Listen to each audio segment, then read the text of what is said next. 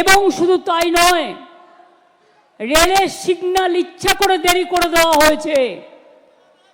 কারণ এখানে রেল বলুন, সিবিআই বলুন, ইডি বলুন, ইনসাফ বলুন, সব কিছু বিজেপি করে, বিজেপি চালায়। আমি কোনোদিন এরকম কেন্দ্রীয় সরকার দেখিনি যে দল নির্ভর, দলদাস। বিজেপি পার্টি একটা দলদাসের সরকার। এদের মতো নির্লজ্জ, এদের মতো অত্যাচারী, এদের মতো অহংকারী, এদের মতো কুৎসাচারী, এদের মতো অপপ্রচারকারী, এদের মতো চক্রান্তকারী আমি কোনো দিন দেখিনি। আমরাও ছাত্র রাজনীতি করেছি। আমরা বন্ধের রাজনীতি বিশ্বাস করি না। কিসের বন্ধ? কাকে নিয়ে বন্ধ?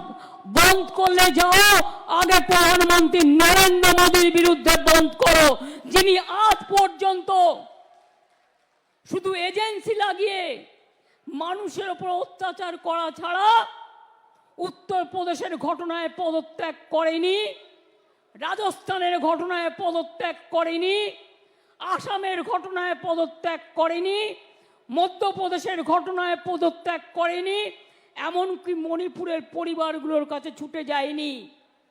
আর আসামে তো এনকাউন্টার করে মেরে দেওয়া হলো। যে অভিযুক্ত তাকে মেরে দেওয়া হলো। মনে রাখবেন, কালকে ছবিতে আমরা দেখেছি ডেড বডি নিতে এসেছিল কালকে। পুলিশ এতটাই সংযত ছিল, কারো মাথা ফাটিয়ে দিয়েছে, কারো চোখ কেড়ে নিয়েছে, কারো কান ফাটিয়ে দিয়েছে, কারো হাত পা ভেঙে দিয়েছে। তাও পুলিশকে আমি কালকের জন্য স্যালুট জানাই। ওরা সংযত থেকে নিজের রক্ত দিয়েছে, কিন্তু বিজেপি চক্রান্তের কাছে কোনো ডেড বডি তুলে দেয়নি। এটা মাথায় রাখবেন।